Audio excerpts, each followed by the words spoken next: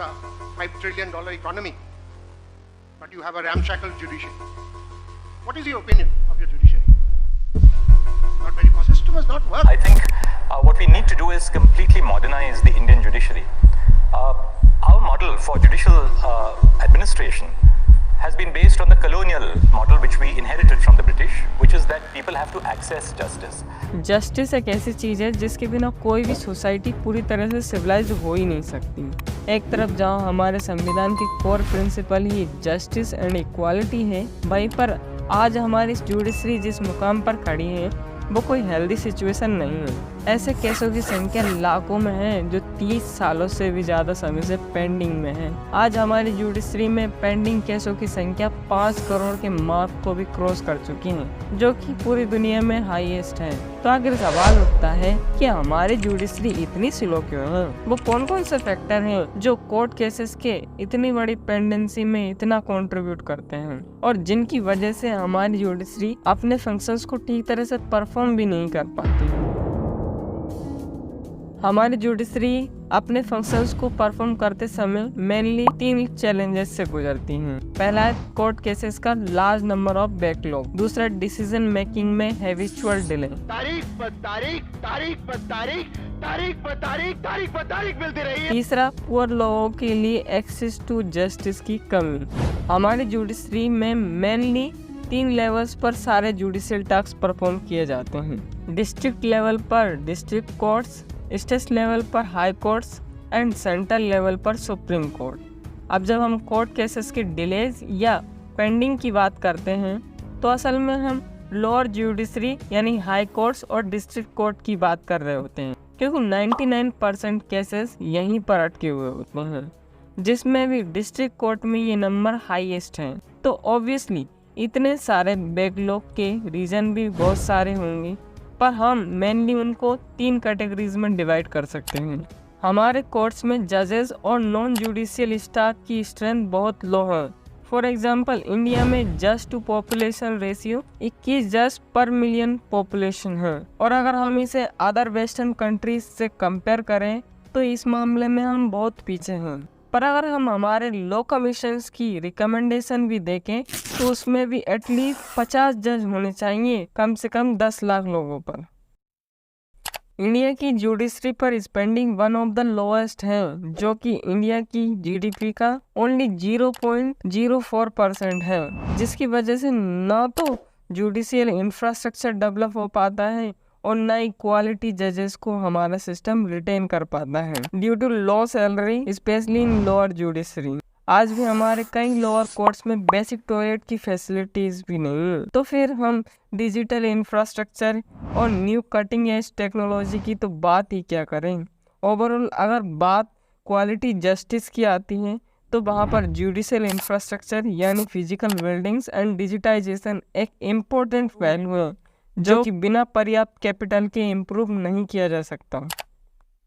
Judicial dynamics की बात करें तो हमारा संविधान दुनिया का सबसे बड़ा लिखित संविधान है, और उसमें भी इसके कॉम्प्लिकेटेड लॉज एंड सिस्टम कुछ लोगों को इनफ स्पेस दे देते हैं कि वो उनमें लूप होल निकाल सकें। और अगर करप्शन एंड पॉलिटिकल अनविलिंगनेस जैसी चुनौतियां हो तो हमारा सिस्टम और भी लाचार हो जाता है, क्योंकि इंडियन कोर्ट्स में लार्जेस्ट लिटिगेंट इंडियन गवर्नमेंट खुद है, और जब जुडिशरी अपना काम बिना पुलिस के कर ही नहीं सकती, क्योंकि इन्वेस्टिगेशन तो आखिर पुलिस ही करेगी ना, और पुलिस किसके अंडर है? पॉलिटिशियंस के। तो अनबायस्ड इन्वेस्टिगेशन की तो बात बहुत दूर की है, कुछ केसेस में तो इन्वेस्टिगेशन शुरू भी नहीं की जाती हैं। तो इस मामले में जुडिशरी भला कर ही क्या लेगी?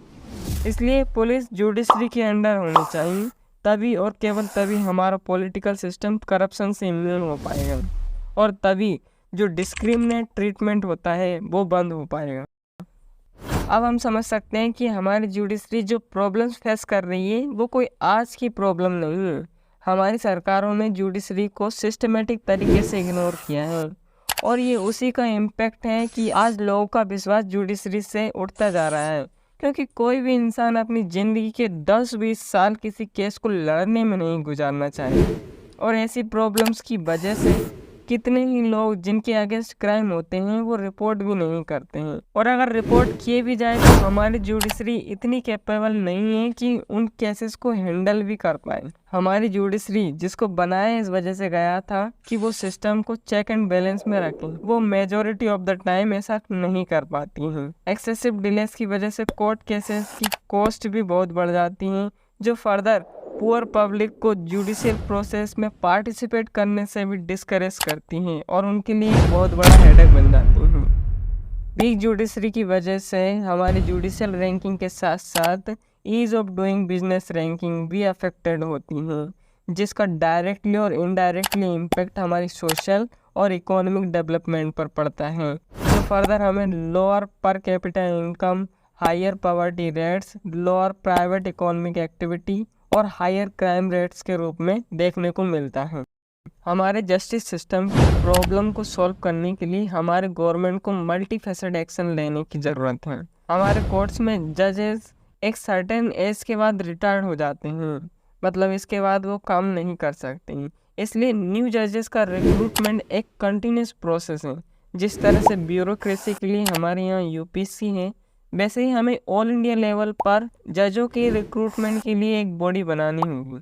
ऑब्वियसली हमारी सरकार को जुडिशरी के लिए पर्याप्त कैपिटल की एलोकेशन करनी चाहिए, स्पेशली कोर्ट्स के इंफ्रास्ट्रक्चर के लिए, ताकि हमारी जुडिशरी इफिशिएंट तरीके से अपने टास्क को परफॉर्म कर पाए। एक ही जज के पास अगर हर तरह के केस आएंगे तो ना सिर्फ ये टाइम कंज्यूमिंग है, बल्कि स्पेशलाइजेशन की कमी की वजह से रॉन्ग डिसीजन लेने की पॉसिबिलिटीज़ हाई होती हैं। इसलिए स्पेशलाइज्ड कोर्ट्स क्रिएट करने की ज़रूरत है। इसके साथ ही अगर सुप्रीम कोर्ट्स की बेंचेस इंडिया की मेजर सिटीज़ में ओपन हो सके तो इसकी वजह से ट्रैवल में लगने वाले कॉस्ट और टाइम को सिग्निफिकेंटली रिड्यूस किया जा सकता है। साथ ही साथ अल्टरनेटिव डिस्प्यूट रेजोल्यूशन जैसी मेथड, जैसे फास्ट ट्रैक कोर्ट्स, लोक अदालत, मीडिएशन, ई कोर्ट जैसे ऑप्शंस को भी एक्सप्लोर करने की आवश्यकता है। आज हमारी जुडिशरी जिस मुकाम पर खड़ी है उसे बिना किसी सिंसियर पॉलिसी मेजर के सॉल्व नहीं किया जा सकता। हमारा कॉन्स्टिट्यूशन पुअर पब्लिक को फ्री लीगल एड की गारंटी देता है, पर in reality most of the time ऐसा कुछ नहीं होता है। इसका मतलब गरीबों के लिए अक्सर जस्टिस डिनर ही होता है। जजेस को आमतौर पर गार्डियंस ऑफ जस्टिस कंसिडर किया जाता है, जो कि ठीक है, पर कई बार कुछ जज इस बात को भूलकर करप्शन, ब्राइब्स और बायस डिसीजन जैसे कामों को अंजाम देते हैं। इसलिए ट्रांसपेरेंसी की भी बहुत आवश्यकता है। इसमें कोई दो राय नहीं कि हमारे जस्टिस सिस्टम में रिफॉर्म की आवश्यकता है, ताकि सभी के लिए justice Swift, fair and accessible हो। क्योंकि जस्टिस सिर्फ लीगल इशू नहीं है, बल्कि ये मॉरल इशू भी है, और बिना strong and fair justice system के किसी भी देश की इकोनॉमिक और टेक्नोलॉजिकल प्रोग्रेस की कोई मीनिंग रह नहीं जाती है।